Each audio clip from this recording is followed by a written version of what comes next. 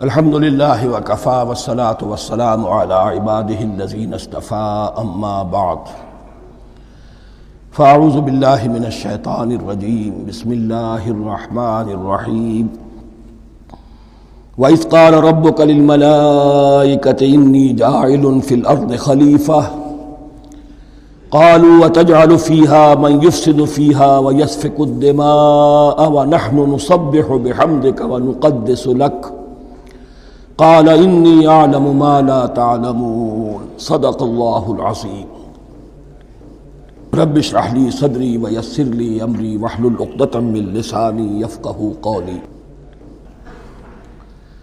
جیسا کہ میں نے عرض کیا تھا، سورہ بقرہ کے پہلے 4 رکوع نہایت اہم ہیں، نہایت جامع ہیں۔ پہلے 2 رکوعوں میں 3 قسم کے انسانوں کی وضاحت کی گئی، 3 قسم کے کردار کے نقشے کھینچ دیے گئے۔ تیسرے رکوع میں قرآن مجید کی دعوت کا خلاصہ آ گیا، توحید فی العقیدہ، توحید فی العمل، یعنی عبادت اللہ کی، ایمان بالرسالت، قرآن مجید کو منزل من اللہ کلام ماننا۔ اس میں اگر شک ہے تو جو بھی چیلنج تھا، اگر واقعتاً تمہیں شک ہے، حقیقت میں شک نہیں ہے، لیکن جیسا کہ تم کہہ رہے ہو کہ تمہیں شک ہے تو کوشش کرو اس کے مقابلے کی ایک صورت بنا لاؤ۔ پھر آخرت، جنت اور دوزخ، ان دونوں کا تذکرہ ہو گیا۔ پھر ایک خاص مسئلہ جو قرآن مجید کے اسلوب پر اعتراض کی شکل میں آیا کہ اس میں مچھر جیسی حقیر شے کا بھی تذکرہ ہے، اس کی حکمت بیان کر دی گئی کہ تشبیہ اور تمثیل میں ظاہر بات ہے کہ ممثل لہو اور ممثل بہی میں مناسبت چاہیے۔ جس چیز کے لیے تمثیل بیان کی جا رہی ہے، جس شے سے تمثیل بیان کی جا رہی ہے، ان میں مناسبت ہونی چاہیے، اس میں عظیم یا حقیر کا کوئی سوال نہیں۔ پھر یہ بات کہ جن لوگوں کے دلوں میں زیغ ہے، کجی ہے، وہ اس قرآن سے بھی ان کی ضلالت میں، گمراہی میں اضافہ ہوگا۔ جو لوگ طالب حق ہیں ان کو یہ قرآن مجید ہدایت دے گا، اور کن کو اللہ گمراہ کرتا ہے؟ جو سرکش ہے، جو نمبر 1 اللہ سے جو عہد کر کے دنیا میں آئے تھے اس کی خلاف ورزی کر رہے ہیں اور صلہ رحمی کے بجائے قطع رحمی کرتے ہیں۔ اس کے بعد ایک بہت اہم فلسفیانہ بات آ گئی، اور اسی کے ضمن میں نے اصل میں یہ ساری بات دہرائی ہے۔ میں نے کہا تھا کہ یہ بات واضح ہوگی آگے جا کر سورہ غافر میں۔ پھر ذہن میں لائیے کہ جب یہ صورت نازل ہوئی ہے، سورہ غافر نازل ہو چکی تھی، لہذا یہاں اجمالی تذکرہ ہے، وہاں تفصیلی تذکرہ ہے۔ اہل جہنم کا قول نقل ہوا ہے، ربنا امتنا اثنتین واحییتنا اثنتین فاعترفنا بذنوبنا فہل الی خروج من سبیل۔ اے اللہ، تو نے 2 مرتبہ ہم پر موت وارد کی، 2 مرتبہ ہمیں زندہ کیا، اب ہم نے اپنے قصور تسلیم کر لیے، تو اب یہاں سے بھی کوئی اور مرحلہ ہے یا نہیں؟ یہاں سے نکلنے کا بھی کوئی راستہ ہے یا نہیں؟ اس سے حقیقت یہ واضح ہوئی، انسان کی تخلیق اول ہوئی عالم ارواح میں، صرف ارواح کی حیثیت سے، اور حدیث میں آتا ہے الارواح جنود مجندہ، لشکروں کی شکل، تمام انسان۔ ان سے عہد لیا گیا الست بربکم قالوا بلی، پھر سلا دیا گیا ارواح کو۔ یہ گویا کہ پہلی موت تھی جو ہم گزار آئے۔ پھر عالم خلق کا مرحلہ آیا۔ عالم خلق میں یہ تناسل کے ذریعے سے رحم مادر میں جب ایک جنین تیار ہوتا ہے تو ایک حدیث ہے حضرت عبداللہ ابن مسعود سے، 4 مہینے کا جب جنین ہو جاتا ہے تو اس کے بعد وہ روح لا کر اس میں پھونک دی جاتی ہے۔ یہ گویا کہ احیاء اولا ہو گیا، پہلی مرتبہ کا زندہ کیا جانا، پہلی موت کی نیند سے جگا دیا گیا۔ اے تازہ واردان بساط ہوائے دل، اب ہم اس دنیا میں اس جسد کے ساتھ زندہ ہوئے، اب پھر موت آئے گی، جسد یہی چلا جائے گا جہاں سے آیا تھا، روح جہاں سے آئی تھی وہاں واپس جائے گی۔ ثم یمیتکم ثم یحییکم ثم الیہ ترجعون، پھر تمہیں اللہ کی طرف لوٹا دیا جائے گا۔ یہ ہے بہت گہرا نقطہ فلسفہ دین کا۔ اس کے بعد مضمون شروع ہو رہا ہے خلافت کا، جس کا اجمالی جو ہے تذکرہ تیسرے رکوع کی آخری آیت میں آ گیا۔ هو الذی خلق لکم ما فی الارض جمیعا، زمین میں جو کچھ ہے اے انسانوں تمہارے لیے پیدا کیا گیا۔ اسی کے ساتھ جڑتا ہوا مضمون اب خلافت کا آ رہا ہے۔ وَإِذْ قَالَ رَبُّكَ لِلْمَلَائِكَةِ إِنِّي جَاعِلٌ فِي الْأَرْضِ خَلِيفَةً، اور یاد کرو جب کہ کہا تھا تمہارے رب نے فرشتوں سے، میں بنانے والا ہوں زمین میں ایک خلیفہ۔ اب خلیفہ کی حقیقت کو سمجھیے، خلیفہ کسے کہتے ہیں؟ نائب۔ عام طور پر لوگوں کو مغالطہ ہوتا ہے کہ خلیفہ جانشین جو ہے وہ تو کسی کے موت کے بعد ہوتا ہے، زندگی میں تو نہیں ہوتا۔ لیکن یہاں اصل میں ہمارے لیے بہت آسان ہے، انسان کی جو اصل حقیقت ہے اس دنیا میں اس کو سمجھنے کے لیے یوں سمجھیے کہ ہم آج سے 50 سال پہلے انگریز کے غلام تھے۔ ہمارا بادشاہ یا ملکہ انگلستان میں تھا یا تھی، دہلی میں وائس رائے ہوتا تھا۔ وائس رائے کا کام کیا ہے؟ جو حکم آیا ہے ہز میجسٹیز گورنمنٹ کا یا ہر میجسٹیز گورنمنٹ کا جو حکم آیا ہے بلا چون و چرا، بغیر کسی تغیر اور تبدل کے نافذ کرے۔ ہاں جہاں کوئی حکم وہاں سے نہیں ہے تو یہاں کے حالات میں بہترین اپنی رائے قائم کرے، غور و فکر کرے، یہاں کی مصلحتیں کیا ہے، جو چیز بھی امپائر کی مصلحت میں ہو اس کے مطابق فیصلہ کر سکتا ہے۔ بین ہی یہی رشتہ ہے، اللہ ہے لیکن اللہ نے اپنے آپ کو غیب کے پردے میں چھپا لیا ہے۔ زمین پر انسان ہے، اب انسان کا کام یہ ہے جو ہدایت آ رہی ہے اللہ کی طرف سے اس پر تو بے چون و چرا عمل کرے۔ جہاں کوئی ایکسپریس ہدایت نہیں ہے، کوئی واضح ہدایت نہیں ہے، وہاں اپنے بیسٹ ججمنٹ کو ایکسرسائز کرے، اسی کا نام اجتہاد ہے۔ غور و فکر کرے، سوچے، اور جو بات روح دین کے زیادہ سے زیادہ مطابقت رکھنے والی ہو اس کو اختیار کر لے۔ بین ہی یہی رشتہ ہے در حقیقت، رشتہ خلافت کہ جو اللہ اور انسان کے مابین ہے۔ اب یہ جو دی گئی ہے یہ حیثیت تمام انسانوں کو دی گئی ہے، پوٹینشلی ہر انسان اللہ کا خلیفہ ہے، لیکن جو اللہ کا باغی ہو جائے، جو خود حاکمیت کا مدعی ہو گیا، گویا کہ وہ باغی ہے۔ اب اگر شاہ جہاں بادشاہ تھا، اس کا کوئی ولی عہد تھا، اور ولی عہد جو ہے صبر نہیں کر سکتا، اپنے باپ کی زندگی ہی میں بغاوت کر دیتا ہے، حکومت حاصل کرنا چاہتا ہے، تو اب وہ کیا ہے؟ واجب القتل ہے۔ جو لوگ بھی حاکمیت کے مدعی ہو گئے، ویسے تو حقیقت واجب القتل ہے، لیکن دنیا میں مہلت دی ہے اللہ نے، یہ دار الامتحان ہے، فوراً قتل نہیں کرتا، فوراً ختم نہیں کرتا۔ وَلَوْلَا كَلِمَةٌ سَبَقَتْ مِن رَبِّكَ إِلَىٰ أَجَلٍ مُّسَمًّى لَقُضِيَ بَيْنَهُمْ، اگر یہ پہلے بات طے نہ ہو چکی ہوتی، ایک وقت معین تک کے لیے انہیں مہلت اللہ نے نہ دی ہوتی تو اللہ فیصلہ چکا دیتا، لیکن مہلت دی ہے۔ لیکن کم سے کم اتنی سزا ملتی ہے کہ اب وہ خلافت کے حق سے محروم کر دیے گئے۔ گویا کہ اب خلافت دنیا میں ہوگی خلافت المسلمین، صرف وہی شخص کہ جو اللہ کو مانے اپنا حاکم مطلق، وہ خلافت کا اہل ہے۔ تو یہ چند باتیں خلافت کی اصل حقیقت کے ضمن میں یہیں پر سمجھ لیجیے۔ وَإِذْ قَالَ رَبُّكَ لِلْمَلَائِكَةِ إِنِّي جَاعِلٌ فِي الْأَرْضِ خَلِيفَةً قَالُوا أَتَجْعَلُ فِيهَا مَن يُفْسِدُ فِيهَا وَيَسْفِكُ الدِّمَاءَ وَنَحْنُ نُسَبِّحُ بِحَمْدِكَ وَنُقَدِّسُ لَكَ۔ اور یاد کرو جب کہ تمہارے رب نے کہا تھا فرشتوں سے کہ میں زمین میں خلیفہ بنانے والا ہوں، تو انہوں نے کہا کہ کیا تو بنائے گا اس میں جو فساد مچائے گا اس میں اور خوریزی کرے گا۔ وَنَحْنُ نُسَبِّحُ بِحَمْدِكَ وَنُقَدِّسُ لَكَ، ہم آپ کی تسبیح اور تحمید اور آپ کی تقدیس میں لگے ہوئے ہیں۔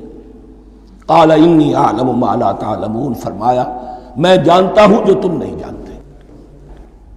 اب یہاں سوال پیدا ہوتا ہے کہ فرشتوں کو یہ گمان کیسے ہوا یا یہ خیال کیسے ہوا؟ دو رائے ہیں اس میں۔ ایک تو یہ کہ انسان کی تخلیق سے پہلے اس دنیا میں جنات تھے، اور انہیں بھی کچھ اللہ نے تھوڑا سا اختیار دیا تھا اور انہوں نے یہاں فساد مچایا۔ انہی پر قیاس کرتے ہوئے فرشتوں نے سمجھا کہ انسان بھی پھر زمین میں فساد مچائے گا، خونریزی کرے گا۔ ایک دوسری اصولی بات یہ کہی گئی ہے کہ خلافت کا لفظ جب استعمال ہوا تو اس کے معنی ہے کہ کوئی نہ کوئی اختیار بھی ملے گا۔ جنات کے بارے میں خلافت کا لفظ کہیں نہیں آیا، انسان کے بارے میں آ رہا ہے۔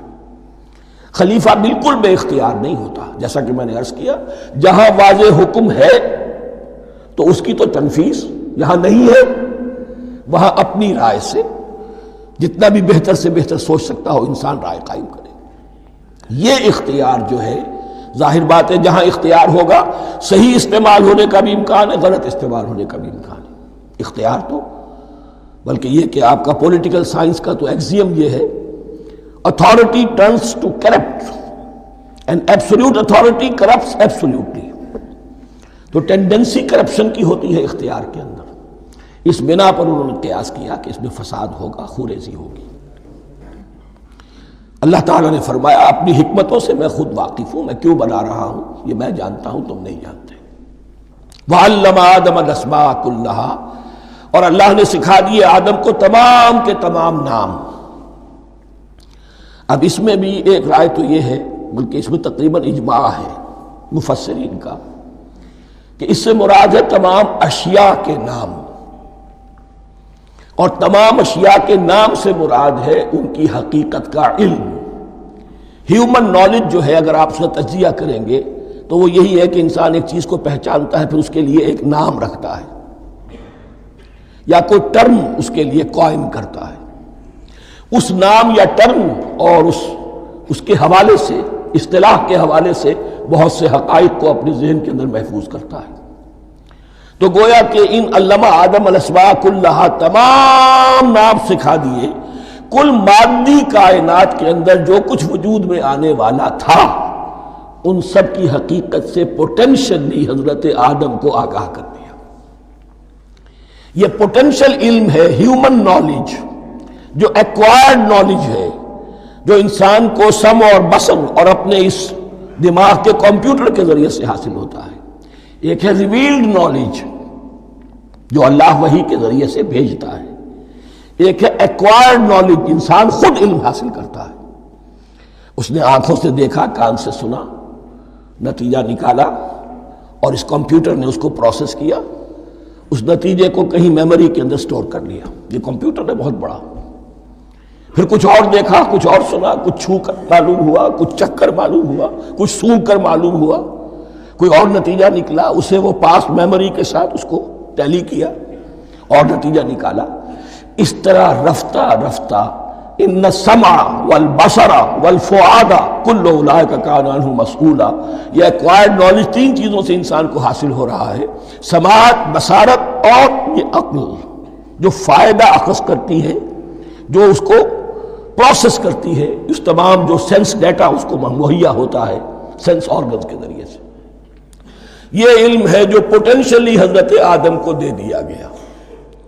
اس کی ایکسفولیشن ہو رہی ہے، اب درجہ بدرجہ وہ علم پھیل رہا ہے، بڑھ رہا ہے، اور بڑھتے بڑھتے کہاں تک پہنچے گا ہم کچھ نہیں کہہ سکتے۔ کہاں سے کہاں پہنچ گیا انسان۔